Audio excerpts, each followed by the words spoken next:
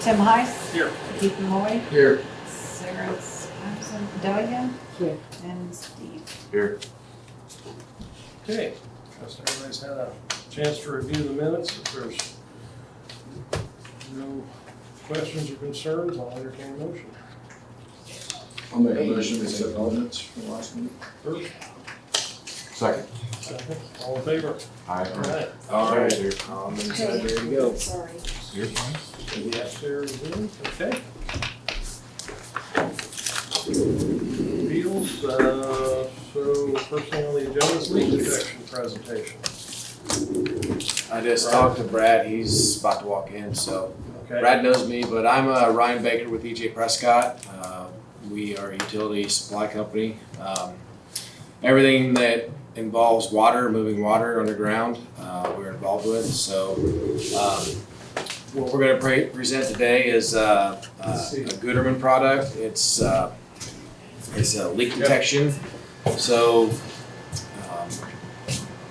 EPA, IDEM are going to start really pushing for water loss corrections. Communities with bad water loss, they're going to start pursuing to make sure that they get them under control.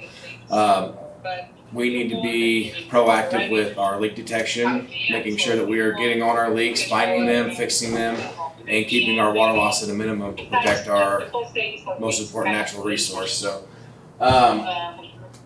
is that me or? I understand that you probably Sorry about that. flight, so, okay, see you Wednesday. Yeah, this is Eric Galassi. He is the United States representative for Gooderman, and he's going to do a presentation for the leak loggers that we did a demo with over the winter. And I will get a hold of him here and we can get started on it.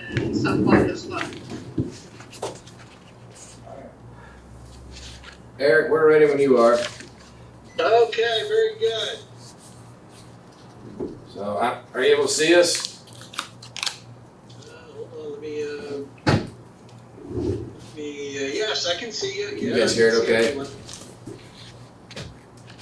Yep, hold on. Let me get, here we go. All right, hello, I can see everyone. So I was just briefing everyone, Eric. We did a demo with the AI loggers. I think we ended it in April. Yep, that device right there. So this community is interested in reducing their water loss, finding leaks, and being proactive with it. So I'll let you go from there. Take it from here. Okay, very good. I'm sitting in my truck doing this. I'm in St. Pete, Florida. They're in the process of purchasing and installing these devices. Can you hear me? Can everyone still hear me? I lost sight of everyone. Hello? Yeah, it's fine. Yeah, we can hear you. Okay. We see you fine. Okay, great.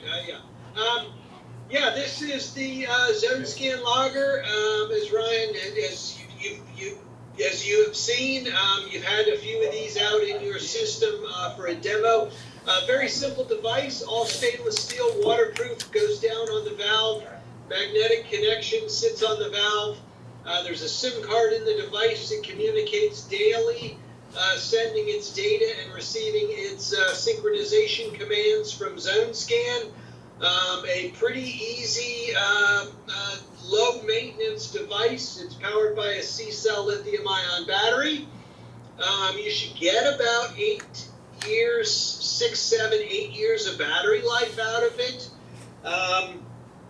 When it does come time to change the battery, you get a little spanner wrench, which opens up the bottom of the logger. The battery pops out, you put a new one in, you screw the bottom back on. It's about a 15-second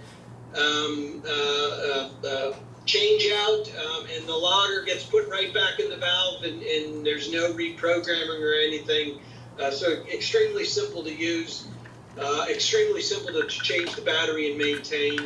And you should get plenty of life out of this thing. Like I said, it's a stainless steel encasement. It's very simple. There's no on-off buttons or anything. So this thing is designed to go down and sit on the valve for basically forever if you wanted to. Now, different users will use these devices in different ways. You can obviously do a permanent installation where these sensors are deployed permanently and they sit there forever. And they will report back their leaks every single day. Every single morning, you will log on to ZoneScan.net and see the readings that were done at 3 o'clock in the morning. These guys typically read at 3 o'clock. The default is 3 o'clock in the morning. That's the best time to do your leak detection. You do have the ability to change that time remotely from ZoneScan. I'll show you ZoneScan in a second. But yes, a lot of users will have a kit of 10 or 20 of these.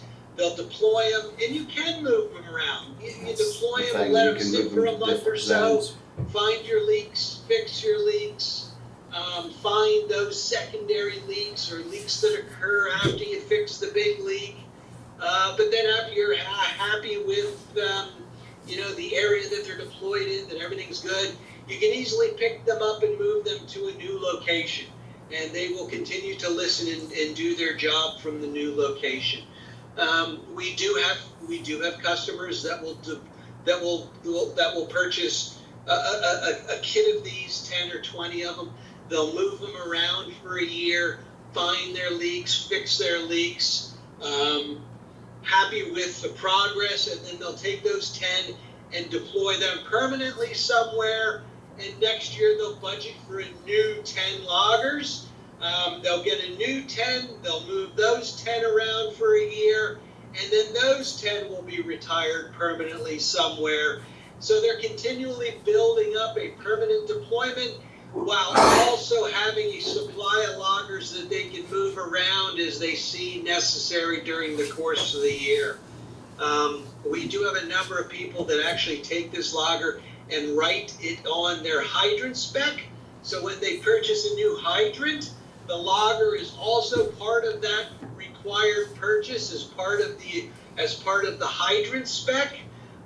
When new pipe and new hydrants are installed, they take these loggers and put them on the new pipe installation to check to make sure that the pipe installation was done properly. There are no leaks.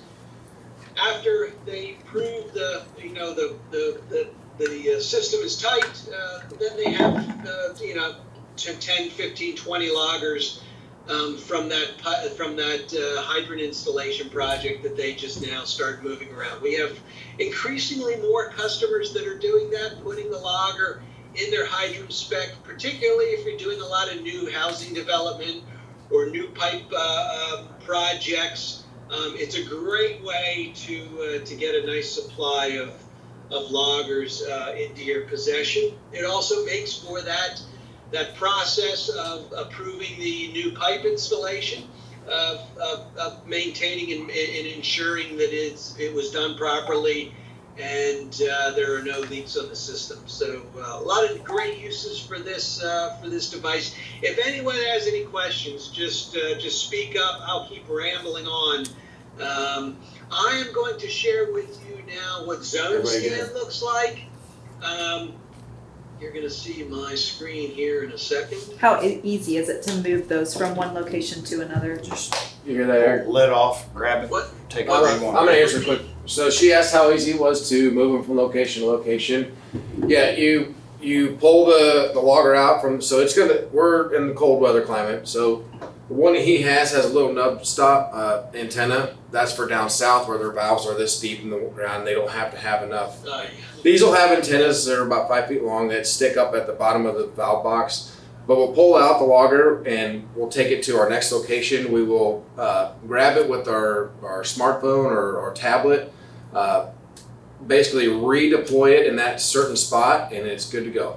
It takes, I deployed 5 of them, and it takes longer to open the valve box and make sure it's clean to be able to put it down on the magnetized square nut than it is to program it. It's very simple. So that's something that you guys do? You move them? I will train, We can do and Okay. we'll work hand in hand with the Gooderman people to make sure that you're as trained on them as you need to be. Okay. And yeah, it's a team effort for sure. Go ahead, Eric.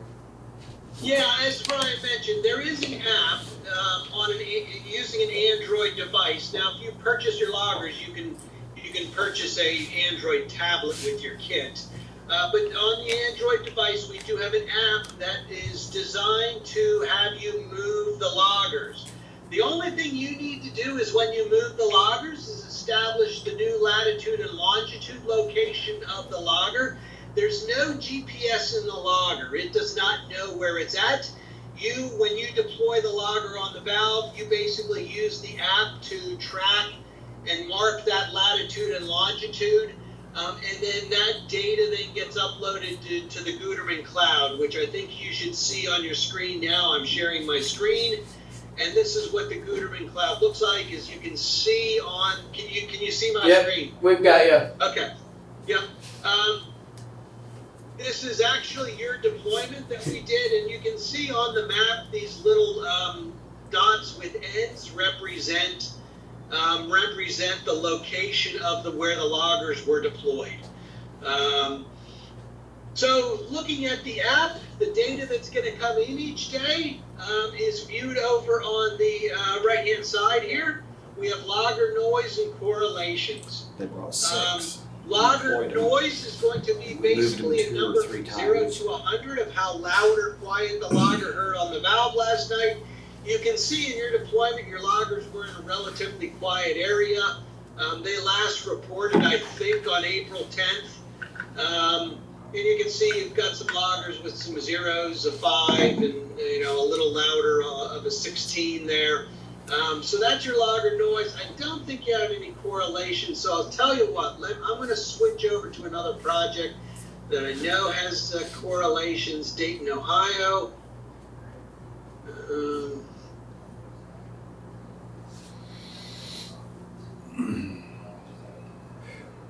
That load up. How many? So here's Well, what I think initially you here's might what a can't- leak looks like. that comes with Let me just step back and turn off the leaks. Whatever, I don't know. So as you can see in Dayton here, the loggers that were reporting on May 20th, a much louder leak score. There's a logger with 100. We color code them. If it's a logger is really loud, it's going to come in as red. If it's a medium loudness, it'll be yellow, and if it's quiet, it'll be green. And that's the logger noise. Zone scan allows you and to get the most out of your loggers. You will upload your GIS data. In order for these loggers to pinpoint where a leak is in between them, then they need to know the pipe material and diameter and the distance of pipe. You will supply that if you have your pipe network GIS. And I'm going to turn on Dayton's. So we uploaded their pipe network, so you can see now the green pipes. If I hover over, you can see these loggers are on cast iron, 6-inch. So now the loggers have been deployed. They're reporting back their leak score numbers, and now they also had a leak. And this is what a leak looks like, and what it will look like when data comes in. And I call it a blister spot. And it's basically a red spot in between 2 loggers.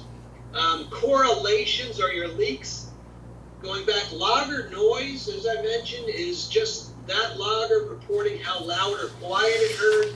But correlations is a correlation between 2 loggers. It takes 2 loggers in order for us to pinpoint where a leak is. You can see they have a couple correlations. They've got a yellow, and again, we color code the correlations. Yellow meaning a low quality leak or a low quality correlation. Red, a high quality, and you can see they have a 100% leak right up here on Oak Street.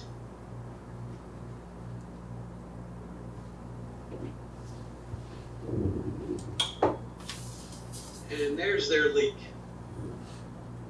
So that is the data that came in on May 20th. They had a leak right there at 652 Oak Street. At this point then, you have the ability to print out a correlation report.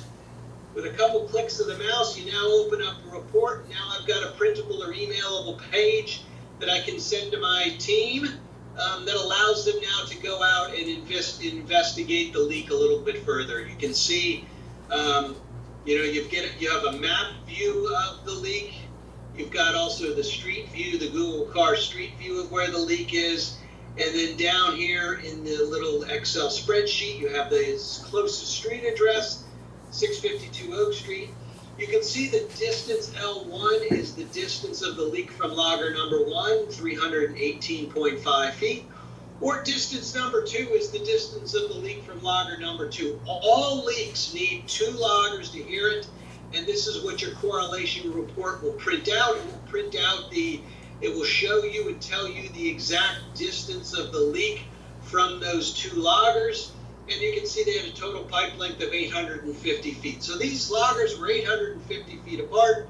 The logger is 318 feet from the close logger and 531.5 feet from the farther logger.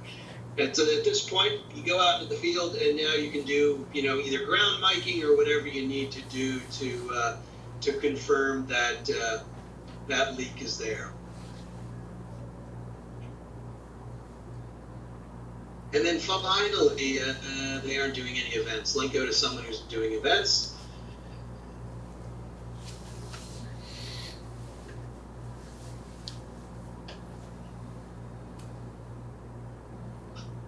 So over on the right-hand side of the screen where I showed you logger noise and correlations, there's a final and third tab, and that is called events. The Guterman Cloud or Zone Scan allows you to track the progress of your leaks, and over time, as you have deployments and leaks found and fixed, you will then create what we call events. And events are nothing more than just little memorial marker flags that show that something has occurred. Now you can see 11 in here. They've got 237 loggers in their system. These guys are people who have, they add 50 loggers, 40 to 50 loggers each year. Over the past couple years, they've now got themselves up to over 200 loggers deployed. But I'm going to turn off their loggers. I'm going to turn off their correlations. As you can see, they still have some very active correlations. This is data from today. And I'm going to turn off their GIS.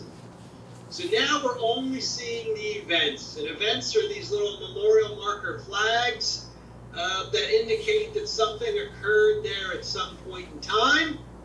I can click on any event, and that will open up the event. And the events are user-generated inputs. So you can see on this particular event that I clicked on September 23rd of 2020, they had a leaking service at 26 East Locust Street. They fixed the service. So the leak correlation, the blister spot goes away, but they have a little marker now reminding them that something occurred there. You can see not too far away on South Lincoln Avenue, they've had quite a few leaks. The little flag with the drop is a mainline leak. We do have a little flag with a house on the drop. That means that was a customer side leak. But you can see the value of having your events. If I turn off some of these. So you can see now we can rather easily do with a 10,000 foot flyover of Lebanon, we can easily make some recommendations for pipe replacement projects just by looking at their events. Let me zoom in up here. I mean, you can see, a lot of leaks there. But the events is an extremely powerful record-keeping tool for you to track and to maintain leaks and investigating leaks and what occurred at each spot. These events can be backloaded into your main GIS if you so choose. So these events can be saved onto your source GIS. For future use and future record keeping. And that's Zone Scan.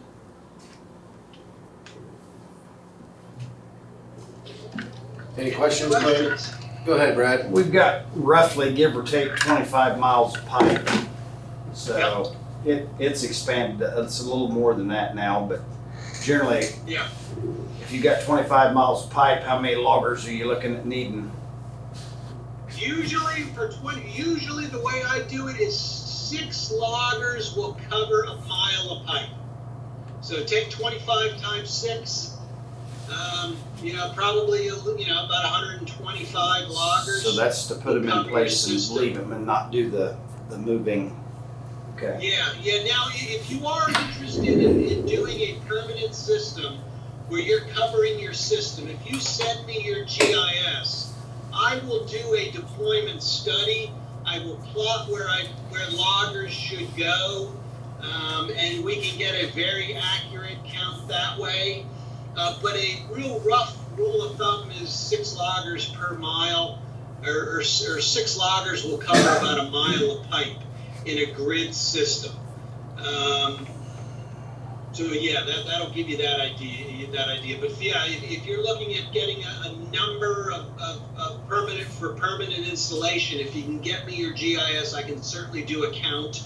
These loggers are designed basically, if you're on ductile iron and cast, their sweet spot is hydrant to hydrant or intersection to intersection, which is usually 500, 600, 700 feet apart, maybe 800 feet apart, 900 feet apart on longer blocks. But ductile iron and cast, think of these loggers being placed about 700 to 800 feet apart. Now, if you're on plastic, we do recommend you to place the loggers closer together, typically 300 feet apart. These loggers are small. They can go on meter settings, blow-off valves, hydrant valves, mainline valves. They can really go anywhere where they can get down into and touching the water system. It doesn't necessarily have to be magnetic. I have put these on brass meter settings. I'll put a little magnetic clamp or something on the meter setting to clamp the brass, and then I've got a magnetic spot for the logger to sit on. They can also sit directly on pipe. We've had people pothole a long length of PVC pipe where there wasn't a lot of pipe access. They've decided to pothole down to the pipe, put in a 6-inch PVC tube down to the pipe, and the logger can be lowered down and secured sitting right on the pipe. So the flexibility of the logger makes it great to be able to deploy it in unusual situations. But generally speaking, ductile iron and cast 600, 700, 800 feet apart, hydrant to hydrant, or mainline valve to mainline valve, intersection valve to intersection valve.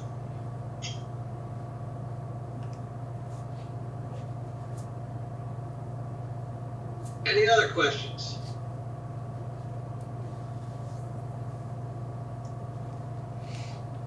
As you can see, Lebanon has all their service lines on their GIS, which makes it really nice. Do you guys have a GIS system? Who do you use? I am GIS. Okay. And Eric, most GIS systems will overlap with this, right? They won't have any issues Oh with yeah. that. What you'll do for the GIS is you'll export it into a file. You'll export your pipes, your materials, your diameters, your valves, your hydrants.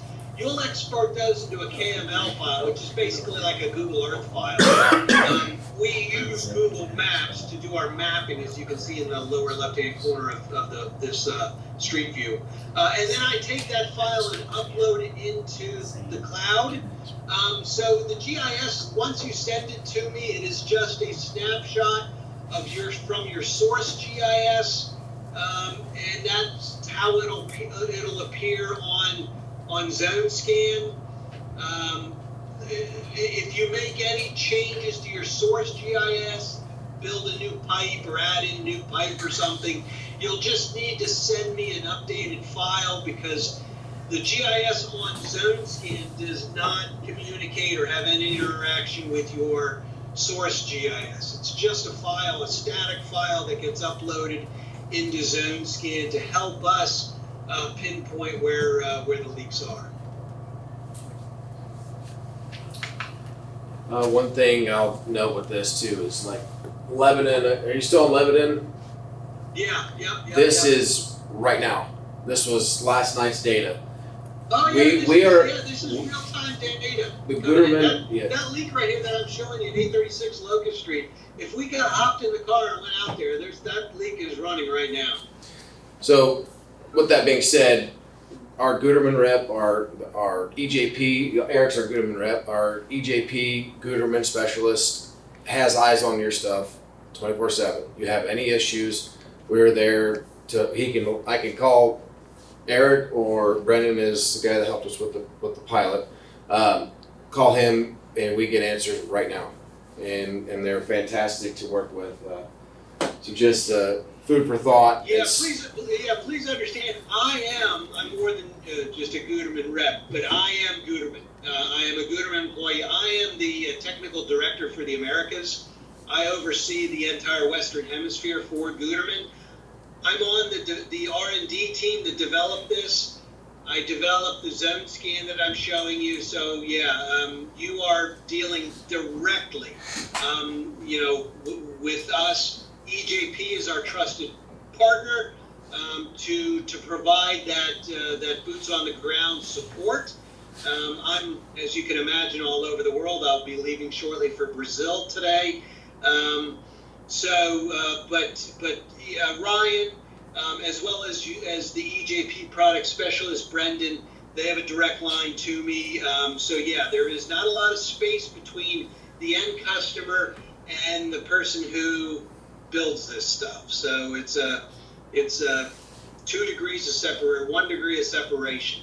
And I always assist with the training, and that your first couple weeks, when you get a new system and you're starting to learn how the system works and deploying loggers and moving loggers, I am involved directly with you during that period until I am confident that you understand what's going on, how it works, and usually within 3 or 4 weeks, you become a Jedi Knight master of this stuff, and you're flying solo, and but I'm there every step of the way. Any questions? Go ahead. I'm opening a can of worms here, but this is down the road. Does he have anything for I&I, for wastewater, storm water getting into wastewater? Did you get that? That's a good question. And you know what? It's funny that you bring that up, because we right now are just water leaks and pressure and flow monitoring. But I have been pushing my team to start getting into I&I. If you want to test, the state engineer said we win the award, so if you want a test area. Yeah, I might hold you to that. I mean, I'm serious. The zone scan that I'm showing you, that is really as awesome as these loggers are, the hardware, the actual logger that you're holding in your hand, it's the zone scan software that is the brilliance of our whole system. It really is the brains behind this, and making zone scan do such things as I&I is actually a logical next step for us. We've mastered the difficult stuff. That is building the zone scan website that does a tremendous amount of technology to get these things to pinpoint a leak. Doing I&I is actually a heck of a lot simpler than pinpointing a leak. So hang tight on that. The more customers I get saying, "Hey, do you have I&I?" and you're not the only one, that gives me a little bit more ammo to go back to the R&D team and say, "Hey, I want to take up I&I now." So, but right now, leaks on pipe, leaks on water pipe. Didn't mean to derail you, Brad. I said down the road. You didn't bother me a bit. Down there. It's always good to hear that from you guys, because that just gives me more ammo with the R&D team. We have to make some strategic decisions, but when I can go back to my team and say, "Hey, I think we're on to something here," and I have been saying something about I&I for about a year now. Well, I thought it might be cheaper, because if the software already there, and we just integrated and could have different layers for water and. Yeah. Now, we have the ability, we've mastered the technology for these things to communicate out from out underneath the valve and send their data to ZoneScan. That was the challenge, but we've mastered that. We are masters of that, and your loggers will communicate every single day and send their data, very precise technical data every single day to ZoneScan. Yeah, I&I is actually much simpler data to send. And again, it's no different. You're sending it from underneath a manhole lid. These are sending their data from underneath a water valve lid. So it's a nice, very nice progression, really, to tell you the truth. Yeah. Okay. So hang tight on that. Thank you. Anything else?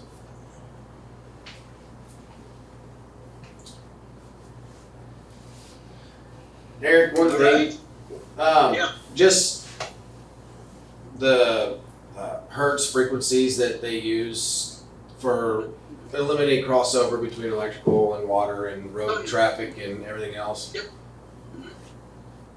Can you brief that quick? Yeah, the way these things listen, they listen for they listen. There's two dimensions to sound. There's amplitude and there's frequency. Amplitude is how loud and quiet a sound is to your ear. Frequency is the pitch, high pitch, low pitch to your ear. These measure both. During the course of the night, they'll take amplitude readings. They'll also take frequency readings. It's the frequency data that we use to pinpoint where the leak is. That red blister spot on the street is done by analyzing the frequency data. The amplitude data doesn't give us enough data to be able to pinpoint where the sound is coming from on a length of pipe. It's the frequency data that we use. Electricity, all sound can be loud and quiet. It can be also high pitch and low pitch, okay? Electricity, I don't care how loud or quiet electricity is. Again, we're not using amplitude to figure out where the leak is situated on the length of pipe. We're looking at frequency. Electricity, the frequency of electricity, although the amplitude can be very high, very quiet, somewhere in between, the frequency is always 60 hertz. Frequency is measured in hertz. The frequency of electricity is 60 hertz. These guys have a hearing range from 1 hertz up to 512 hertz. Your ear has a hearing range from about 20 hertz to 20,000 hertz. We can hear a much higher pitch range than these loggers, but 99.9% of the world's leaks on pipes are going to make some sort of sound in that low frequency range between 1 and 500 hertz. Electricity hums at 60 hertz. So basically what we did is in this guy's hearing range from 1 to 500 hertz, we knocked out the 60 hertz range. It's like a missing tooth in their hearing range. Therefore, when electricity hums at 60 hertz, it's completely deaf to electricity. A leak does not hum at a very precise hertz range, such as electricity. Pumps also hum at a very narrow hertz range. They have a distinct hum to them. A leak does not hold a tune very well. It gurgles and makes a sound across a wide variety of hertz ranges. So when you have pumps, when you have electricity, we've already taught the loggers to ignore those very narrow, well-defined hertz ranges because we know it's either electricity or it's or something mechanical. We're looking for something that is not organized. It's a gurgling, chaotic sound that is a leak. So these guys are going to go a long way to help you automatically filter out all the other sounds that might occur to a logger when it's deployed out in the field. Electricity, air conditioning, pumps, Line those locators. are the typical ones. Line What's that? locators. Line locators. Yeah, line locators, yeah. But these guys are also doing their recording. They're doing their leak hunting at 3:05 every night. At 3:05, and they're only doing it for 15 seconds each night. From 3:05 to 3:05 and 15 seconds is when these guys are doing their leak locating. So that's the time that they use their sound to do that red blister spot. So that red blister spot that you see on in Lebanon there, that is sound that's emanating from the pipe, and these loggers picked that up at 3:05 this morning.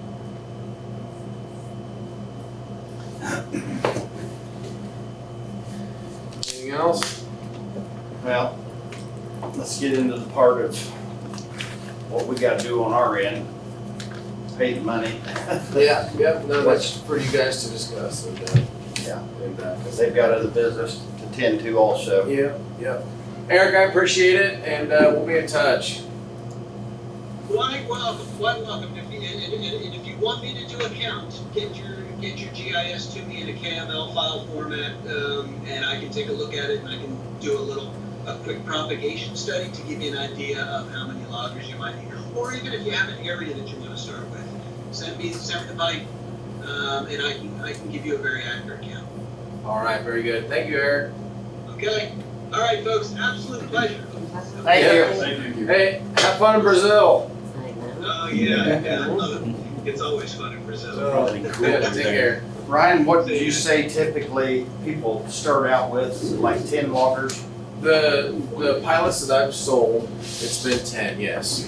I'll give you an example. Bluffton was the first. We partnered with Guterman a little over a year ago. So it's new to us. We're learning our vendor partnership with them. They're learning us how we like to operate. Been very successful with them so far. As you can see, I do believe it's a superior product, and we've been selling them 10 at a time.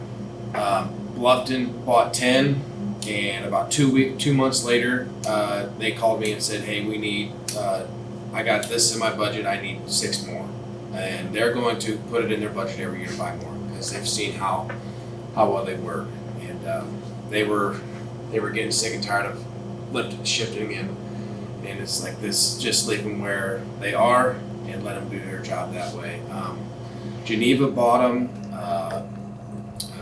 Frankfurt, let's see, Woodburn. Y'all are having success with them so far. Again, it's a new product. We're learning as you guys are learning, or as our customers are learning. But I would say start out with 10. I can sell you 2. I would recommend that because it's the footprint of it is where you start really getting your good data points. I will tell you, I don't have a quote for you, a current quote, but I can tell you what, 10 of them with the software and everything was right around 17,000. Okay. That is not a quote, that is just me saying what it was previously. But if you're interested, I will get an official quote for you guys. And Well, the reason I brought him in, we done a demo back in the wintertime, and we've been doing leak detection all along. We hire Aqualine out of Findlay, Ohio. If not annually, semi-annually, I have them in here. And it's about $4,000 a pop, isn't it? Somewhere in that neighborhood? It's in that ballpark. Yeah, $3,500 to $4,000 every time I have them come. We joined up with the Ohio side a few years ago, and they said, "Hey, let us do a propagation study on their side." They said, "If we can come and do both sides at the same time while we're in town, we'll knock some off. We'll shave a little bit off for you." So we were paying our portion, they're paying their portion. So generally, every time they come to town, I have them do both sides, and it's a 2-day process. I have to have one of my guys go with one of their guys, and they will come in and listen to every hydrant, every street valve in town, or as many as they can. And then if they hear leak sounds, they go back to the correlators and do the correlation and put the red X on the ground. And then they take all the data and go back to their shop, and they produce a report. It's all broke down in detail as to what they think it is, where it's at, how many gallons a day it's leaking. So what I'm saying is this is just another tool in the toolbox. Would this completely eliminate hiring Aqualine? different points in time where we might need their precision. They're very good when they come in and they do the ground miking and then do the correlation. We may still have to have something, I don't know, but I'm just saying, I'm not pushing to get this, but this is just a new thing that was out there that I wanted you guys to hear about that would be a tool in the toolbox for our leak detection. So like I said, I'm already spending about $4,000 every time Aqualine comes. And he's saying he can start us out roughly in the ballpark of 17,000 with 10 units. And if we have 10, we can deploy them. We can do it kind of in a grid, leave them there for a week, 2 weeks, 3 weeks, whatever, then redeploy them farther down and just start doing a grid listen. Or we can continue to buy more, and once we deploy them, just leave them in place. Because if there's no leak sound, everything's quiet, and then all of a sudden we end up with a leak, this thing, if it's there, it's been there for the whole time, and all of a sudden it hears something, it's like, whoa. And I think this, what do you call the software? Zone scan. Zone Scan probably can send an email or a text message or. You can get push notifications. I would recommend getting in a habit of every day, Yeah. every other day, logging in your zone scan, Right. checking it out, see if there's any new data. So, like I said, So you said we have 25 miles of piping? So 10, if you have 10 of these loggers, is it possible to do all 25 miles in how much time to get a proper reading? You need to, I would leave them in the ground for at least a week. Okay, Put them in, come back a week from then, because they only read, like you said, at 3:05 for 15 seconds. They do it at 3:05 in the middle of the night when there's the least amount of noise, pumps, water services running, people showering, drawing water from your system, road traffic, which the road traffic does get eliminated. That's a certain frequency like the electricity he was talking about, but you want it to be as quiet as possible. But that's 7 data points. So each day it's gonna, and all that information, I mean, he kind of touched on it, but these are called AI zone scan, like the AI, advanced, whatever AI stands for, but all that data gets sent up into their Guterman cloud and is configured with all of the data that they have collected over thousands of endpoints and countries, and it is all combined and is learning and processing through what that sound is. So they're going to read it today and go, hey, that sounds something like a leak. Tomorrow when it's 3:05, we're going to listen to it again and hone in and use that data collection to really get a good location of where that leak might be, what it might be. So again, to go back to your question, I would leave them in one spot for a week or 2, depending. And with 10, I would say you could hit your entire system in 6 months. yeah, it's going to take a while. So that's 25 weeks of moving around. That's 25 grids. So you could just divide your town into 25 grids. I think you could do it, because you're mostly ductile iron, right? Yeah. Ductile iron is metal. Frequency travels faster and easier on metal than it does plastic. That plastic will absorb that frequency and make it it doesn't travel as far, so you need to have your endpoints closer. But make sure your vac truck's working, because your valve boxes are going to be dirty, which is actually a maintenance program that's, I don't know if you guys are doing it, something I would recommend. Getting on your valves, exercising them, getting on your hydrants, exercising them once a year. This is a great way to incorporate that in your system. Hey, I know that this valve box is clean because we had a Guterman logger on it 2 months ago. Whatever you have to go by on that. So, I just wanted you guys to have something to think about here. So, What's the what are the costs like on the maintaining as far as the software? that'll be in a quote. Monthly expense, There is an annual charge. I don't know that off the top of my head. It would be in a quote though, and we can detail all that. It's nothing crazy. So. okay, so And let's that's say we probably start gonna be- with 10 and we decide to go with 5 more or 6 more or 10 more. How much are the They're roughly $1,100 per $1,100? roughly. Again, I haven't gotten an updated quote from in 6 months or so since all the price increases with tariffs and all that fun stuff. So, but yeah, roughly $1,100 per. So, When Eric touched on, changing batteries, I'm assuming that this is meant to be a pretty robust piece. My assumption would be that it's fairly serviceable then too, as far as like antennas and. yeah. Thanks. So, the Geneva guys, when we did a demo, it was their own system, but their valve box froze up. It was when we had that cold snap, and they grabbed the antenna and ripped it right out, and we had a new one coming right away for them. Yeah, they're robust. They're thick, heavy stainless steel. But yeah, and again, so it uses a cell phone's frequency, IOBT, I believe is what it is, to send its signal out, and it's just got a little SIM card in the bottom of it. So they actually just upgraded. So the demo kit that I had to switch out the SIM cards. They may send you SIM cards in 2-3 years for the better, more robust cellular service on them. But again, if you needed help with that, I would be here to swap them out. It's super easy. But Yeah, maybe, here, end of the week or something, you can send me a quote. yeah, I'll get that to you. Like I said, I'm not pushing, I'm not asking for an answer like right now. It's just something for us to think about, talk about, discuss. It's an option. Like I said, I spend about $4,000 every time that I have Aqualine come.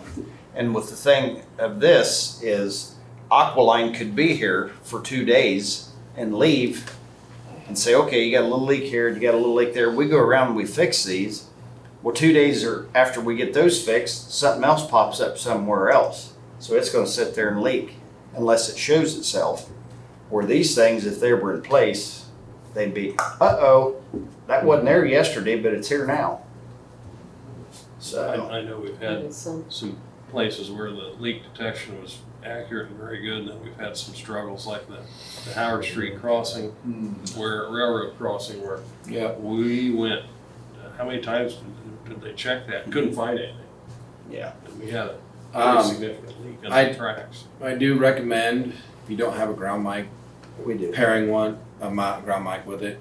Okay, they put a mark on the Google map, which is really cool having the actual Google map, because you can see exactly where that driveway comes and meets the road. All right, it looks like it's 2 feet from the edge of that driveway. Well, I would still go out with your ground mic and confirm that is where it is. Just, again, it's like, Well, and like in this case, so you had 16-inch, was that ductile Ductile. iron? 16-inch ductile going underneath the railroad tracks. Leak detection picking right there couldn't really get it, but if you're sensing from this end, you might have a better chance of pinpointing or getting, because we knew we had water coming, we kind of knew where it was, but we couldn't confirm what it was. Sure.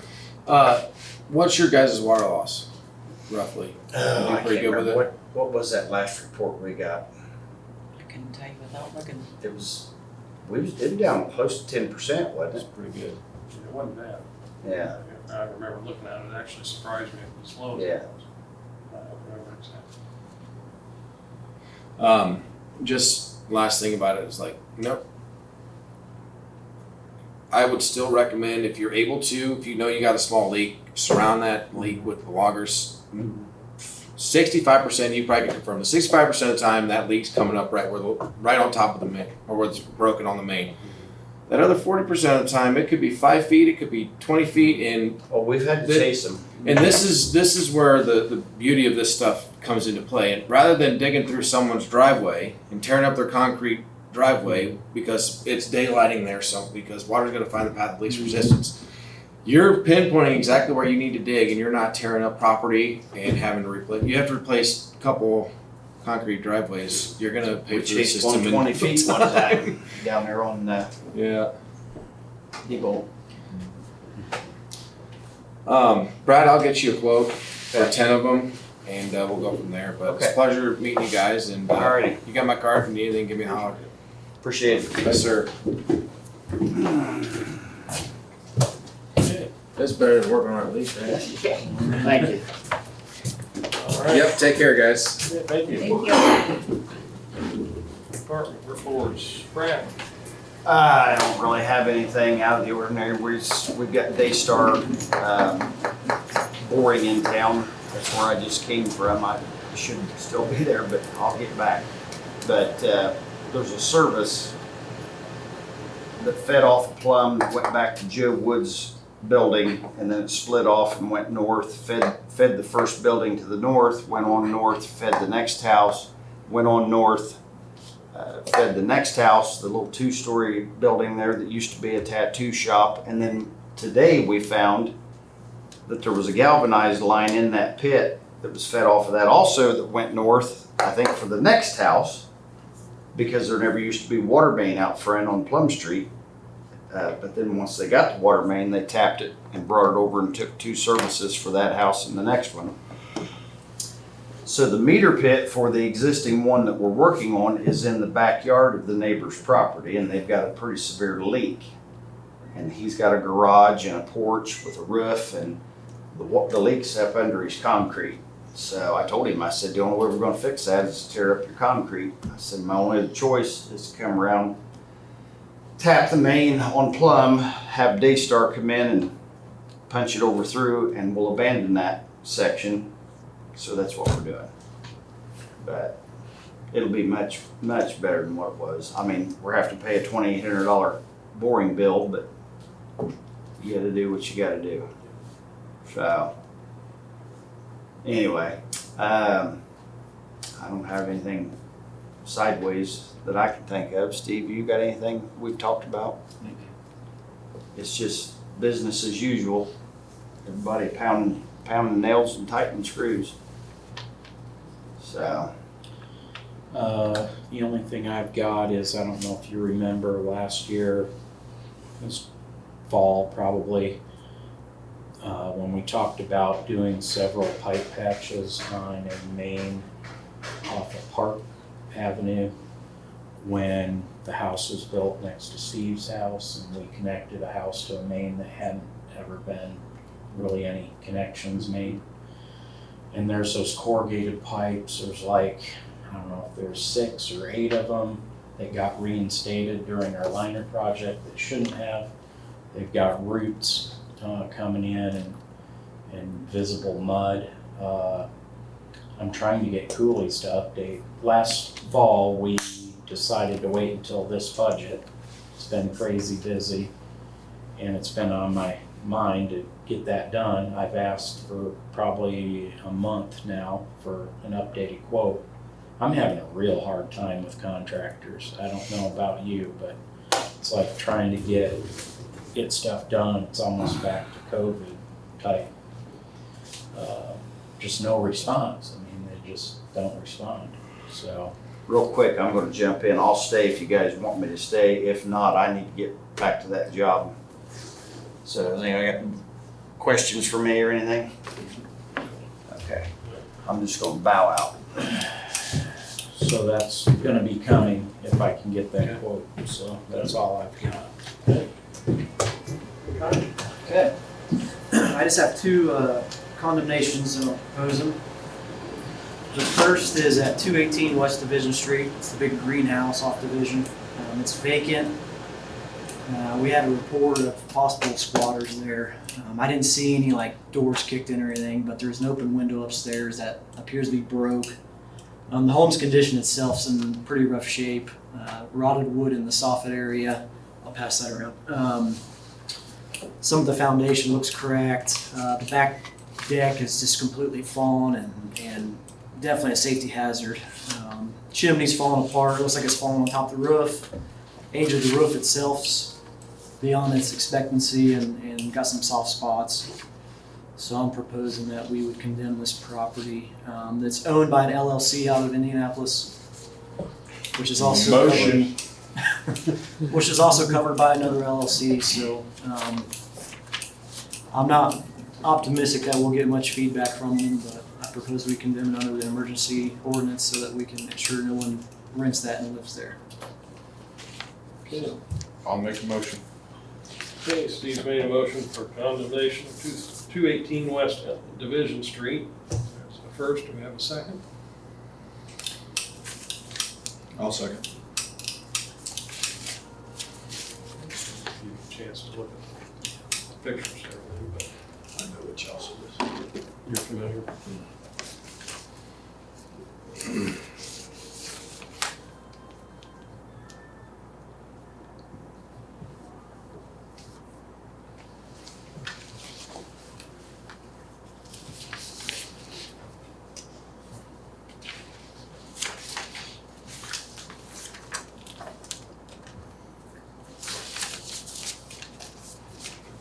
I don't need them. Thank you.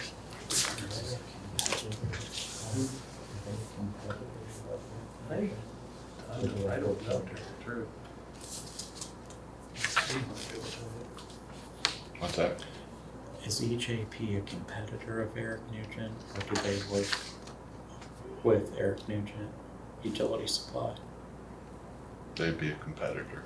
I don't know exactly how they mesh product I line thought they wise, were competitors. but they would be a competitor.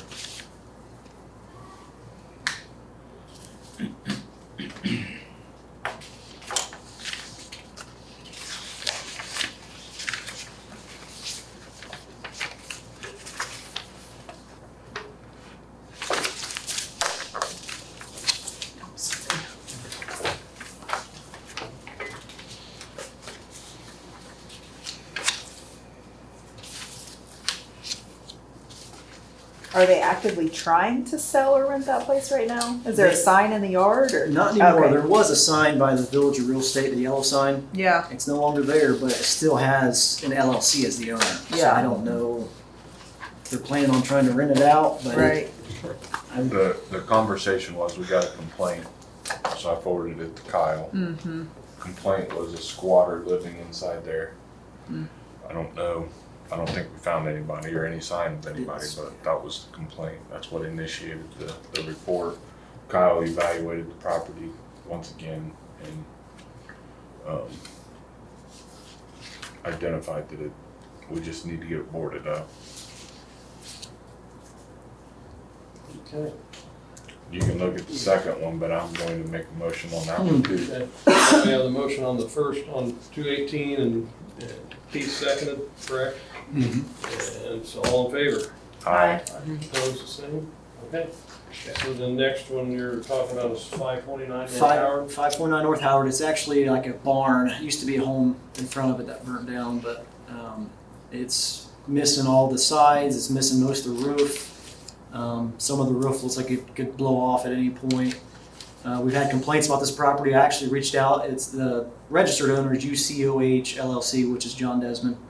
I reached out to him in February asking for him to make efforts to cover that barn up to prevent it from going to the neighbor's property. He claimed he was going to work on it. Reached back out to him about a week ago when I sent him a certified letter. He said he was going to attest this. He has materials. He's planning on fixing it. That was a week ago. It's too late. Still has not made any effort to even do that, even being told it was being condemned. So at this point, I feel we should condemn this property. And, So if you condemn it and he does actually try to make an effort, we can always take it out of condemnation. yes. But, yeah. And he has that 30 days then after condemnation, is that correct? Well, I was going to file this under the emergency so we can get it condemned, and then I will send him a notification and tell him when the next Board of Works meeting is within 2 weeks. Okay, So he can attend okay. to contest what's going on. The reality of this property is it should have been torn down 15 years ago. It accidentally got almost torn down when they were demoing the house, and he got it stopped, and he said he was going to restore it, and he had stuff stored in it, and it's just progressively year after year after year continued to deteriorate. So there's And no he's got- house there, it's No. just the barn It's a property. vacant lot, and it's a fallen down barn in the back of the lots. It's Okay. not even, it's partially accessible, I think, from an alleyway off of Division, but it's not even easy to get to it. He's not cutting down the weeds. I mean, it's just, it's hard telling. It's a what critters disaster. are living there. In February, the property owner to the north had complained because they had stuff falling into their yard and they were wanting something done. we tried to have a reasonable conversation with no success at all. Okay, so Steve, you're, So moved. so. Motion. Steve's motion to condemn 529 North Howard. Do we have a first? Do we have a second? I'll second it. Second. All in favor? Aye. Opposed, the same. Okay, thank you very much. Thank you. Okay, Steve. Do I have something on the agenda? No, you just reports if you have anything. Yeah, I don't really have anything. We've got the pre-con meeting, pre-construction meeting for the water treatment project tomorrow. So that's kicking off. I don't anticipate much work, if any, being actually started before the crops come off the field, but that's kind of up to the contractors. Also, West Division from Walnuts intersection through, I believe, Sycamore is starting a community crossing grant project. So those those corners will be going through a new concrete ADA ramp process first, and then probably sometime after the July 4th holiday, we'll be milling and paving the driving lanes from Walnut through Sycamore.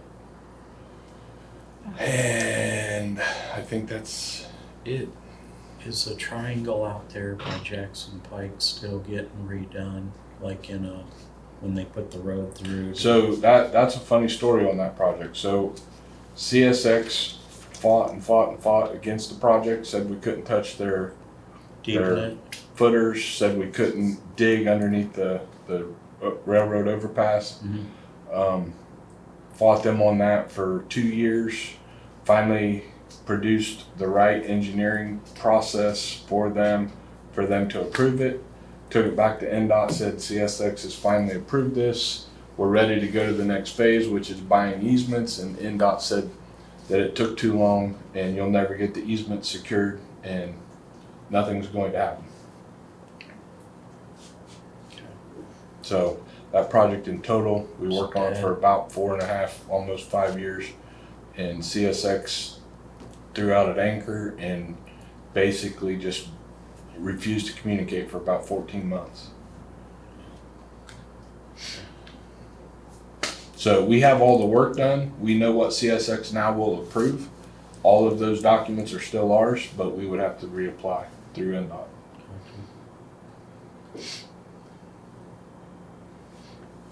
If we ever do that, are we gonna be able to drain behind Ron Holt's, that flooding? Theoretically, we should be able to, because that was going to put a catch basin in the roadway, run it up to Frank Miller Road and straight to the creek. That was the plan. So yes, theoretically, we should be able to get rid of all that water. Be good. David, you have anything? I'm just following up, what Steve said, water project closed last week, so now we just wait. Okay.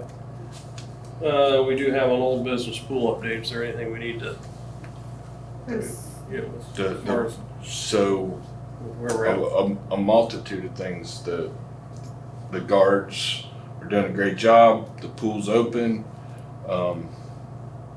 We are not experiencing inundation by sawdust any longer. I'm not sure if it's the fact that Frank Miller has stopped loading massive semis with sawdust, or if it's the windscreen that we put up to try to prevent it from getting in. I'm not sure what's having the most effect, but the pool sweepers are not picking up much sawdust anymore. We do have what I'm going to identify as staining of the pool liner. We believe that when we drain the pool this fall, we can use some muriatic acid and a power washer and probably get that up. We are going to be putting a chemical in the pool to specifically address staining of the liner. It's designed for that, but we can't put that in unless we know we're going to be closed for a couple of days because of weather, because you gotta keep people out of the pool for 48 hours after you put it in. So, Jim's keeping an eye on the weather, and if he sees a period of time, 2 or 3 days, where we're gonna be getting a bunch of rain, we'll probably dump that chemical in and see if that has any effect. I haven't been in the pool. Keith said that he could kind of feel it on the bottom, but Yeah, we were there yesterday. My wife and I spent a couple hours there. First of all, the guards and the employees, phenomenal. While I was there yesterday, the facilities were very clean. I checked all the facilities. Everything looked really good. So about 100 people there when we were there. We were there for a couple hours. You can feel it on the bottom of the pool, and you can see it, but the water was. yeah, we've actually had kids in the pool with the brushes trying to scrub it up.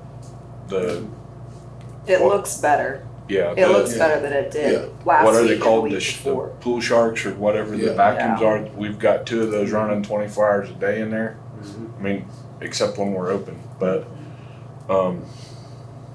so other than that, and we couldn't anticipate what taking those trees down on that utility right away was going to do to the pool and between us and Frank Miller. But evidently that was filtering out a lot of debris. Yeah. But it was good. It was good yesterday. Well, congratulations, because you did it. Yeah, I'm not don't call me though. I'm not the one in charge. No, but I said, but you're the one who pushed, to get Well, it. and actually, that's Yes. I guess that's a question I have as far as, we've had you guys did a great job of getting something from nothing, basically, on where we started. Thank you. And I'd love to see that formula for next year be ready to go, because that's one of the things we've had this struggle in various forms over the years. We're not going to struggle next year. We're No. going to figure this is going to be done in February or March. Yeah, and we have a connection now. The guy that trained them is from the Parker City area, Okay. and he is an assistant swim coach at Delta, so he can train in the fall and the winter, and he can do that indoors with guards. So the issue with trying to find someone to train should be, and he was very, very easy to work with.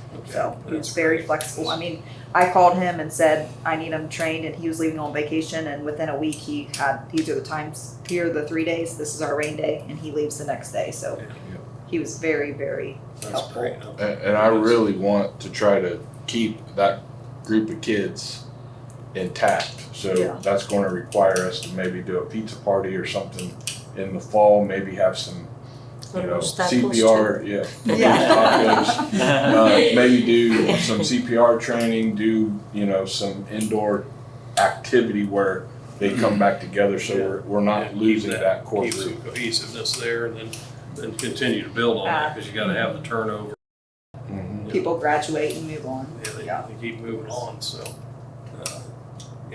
but like I say, we need to be able to keep that got that going and got some momentum. We need to keep it. Yeah. The goal, Memorial Day would be the goal. Yeah. Every year. And I think it's a doable situation. Now, do we close the pool the day that they go back to school, or do you stay open on the weekends Well, through August? the way we've done it since the pandemic is we leave it up to the guards. If we can find lifeguards for a Friday, Saturday, Sunday, or a Saturday, Sunday, or whatever, it doesn't really affect the city operationally. We got to pay for pool chemical another week or two, but it's the guard issue is what the issue is for us. So we can look into that, because we have a couple that have graduated high school, so they won't leave for school until. So if we It'd be nice to can, keep it open to Labor Day. It's just the last couple times I It's tried just to hard. do it, it's impossible. Can't get the guards. Yeah. They're But I busy mean, with sports, I'm sure. Once August 4th gets here and volleyball starts, football starts, I mean, it's just too much. But if we have some kids that can do it, that'd be amazing. Yeah. Okay. Yeah, I think that'd be excellent to have that. So that would be Try the to next thing, extend is out to that. see if they can do it through August. Okay. And if he doesn't start school, so, yeah. I mean, if we, Could get a couple of I there. think we only have one guard from Mississippi. so, yeah. But if we can stay open, that'd be the best. Yeah, and that's the other thing, that when with MV starting later, you know, here we are, you know, we're the pool for them Yeah, also, closing so pool, now yeah. they're, if there's, Yep. there may be MV kids that can still be, Right. so that's just, I just kinda wanna keep looking down the road and keep this thing. I'm still not giving up. You know, it was No, pitched don't early give up. on in this conversation.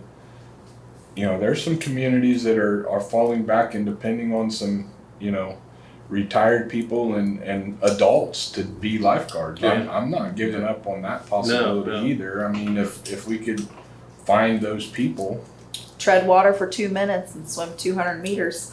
you know, so, you know, if they're out there, you know, we can get them trained, we can put them to work. Yep. But Yes.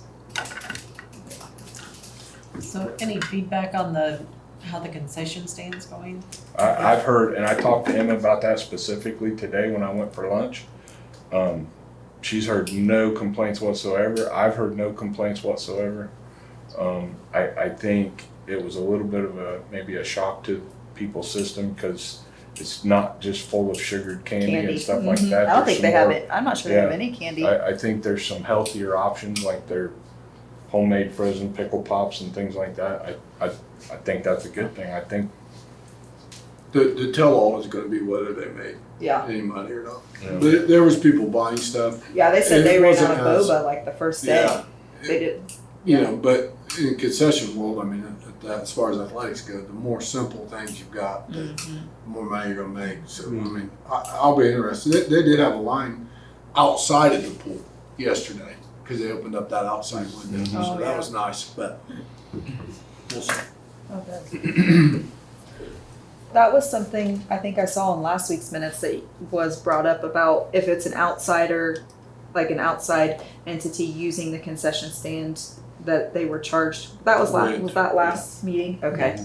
Okay. Did you? Talked about it. it's a Did you third-party guys- contract. I have a copy of it on my desk. You can Okay. see it. No, I don't need to see it. I just didn't know if you guys had, if that was something that you guys had discussed and talked about and decided on, or if it was just a discussion. Yeah, we got that contract taken care of. Yeah. Okay, well, if no other business, I've got one more Okay. important thing. sure. City attorney is not responding about the IDEM. IDAM. We're under, like, enforcement's involved, and I can't get the city attorney to finish the job. Let's just Or- meet after this meeting and find out exactly what you need. She kind of went dark on me too. Did she? Um, Okay. I know she's super busy. She's an attorney for several different communities. I got confirmation last week that we're going to get the 3 most important things that Chad and I had pending this week. So if I get that, then I think we can maybe add one more thing to our list. So, All right, visitors wishing to address the board, stand, state your name, address, and nature of business. Got one visitor, and he's silent today, so. No other comments. Date of next Board of Worship meeting is Monday, July 14th at 1:45 p.m. Date of next City Council meeting, Monday, July 14th, also at 6 p.m. I'll entertain a motion to adjourn. I'll make a motion to adjourn. Second. Second, all in favor? Hi.